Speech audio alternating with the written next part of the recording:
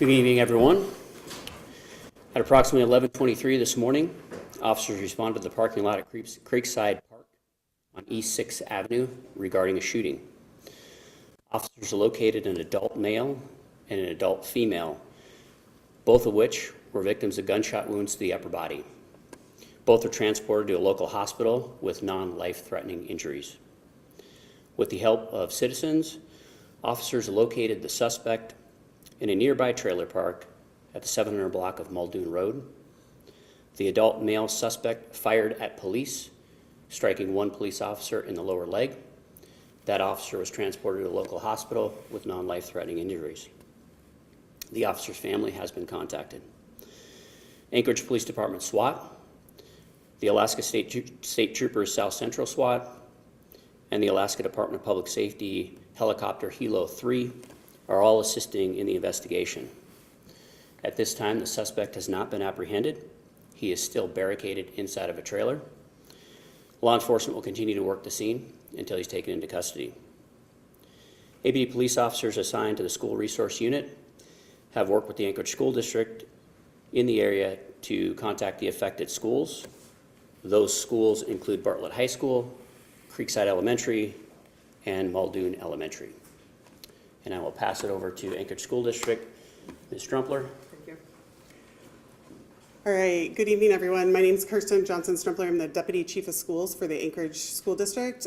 Just to add, when we learned of the situation through our partnership with APD, we immediately put our schools that were near the incident into stay put. All students were safe at all times. I wanted to assure everyone of that.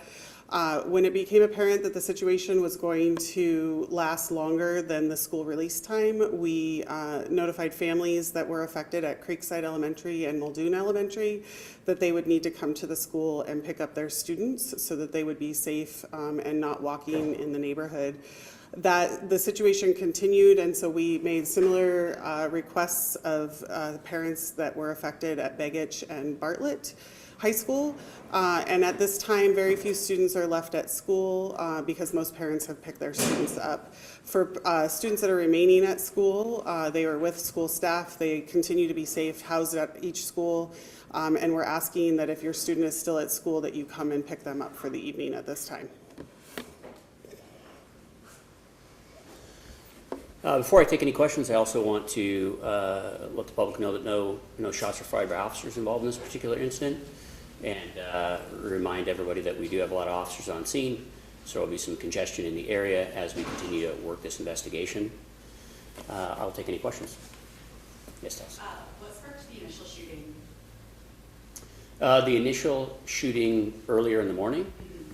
That was just a confrontation between two people in a park, and during that contact between the three individuals, the suspect that is barricaded right now started firing on them.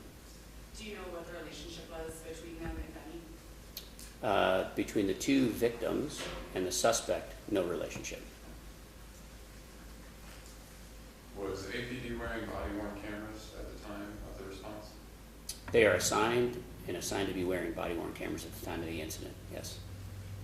Is the suspect still actively firing officers? No, right now the suspect is contained.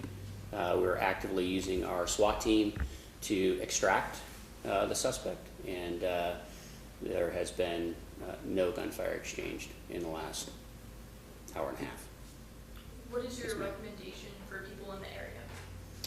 If you're in the area, it's just a lot of congestion, so it's always best to stay inside your home so that you're not getting caught in traffic and all those sorts of things.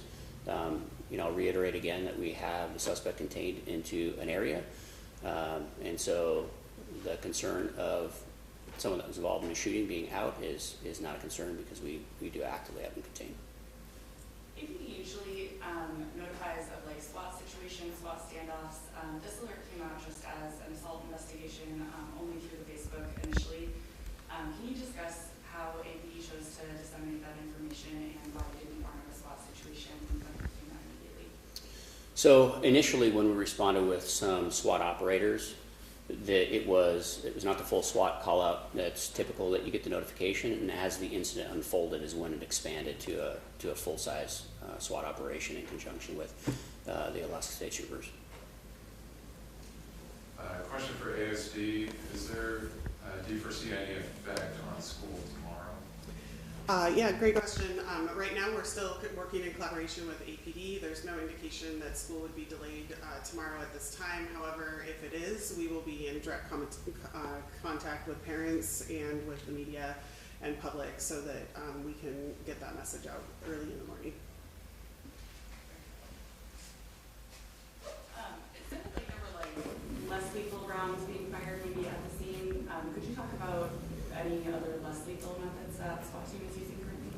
We utilize less lethal in these particular situations to try to get the suspect to surrender without officers have to enter the scene and without using lethal projectiles. Obviously, the goal is to get voluntary compliance or certainly not having to use lethal means. And so, all the tools that we have available to us, whether it's less lethal or the use of drones, cameras, all of those types of things are utilized in these incidents to try to gain compliance and get an idea of where the suspect's at so we can better apprehend them without violence. An officer at the scene told me that they were trying to evacuate folks from the surrounding area. Have you guys been able to evacuate that mobile park home yet? We have evacuated a number of residents. You said that one police officer was injured in this incident. Do you know their condition right now? Non-life-threatening and still in the hospital. And so beyond that, whether it's, it's not a practice to update the actual status other than life-threatening or non-life-threatening. Did the suspect live in the home where he is currently barricaded? I do not know that. Are you aware of any weapons that the person who's being barricaded might have? Just a firearm. That's the only thing we know for sure. Does APD recognize this person from previous contract? Don't know that. Answer that question. All right. Thank you, everyone.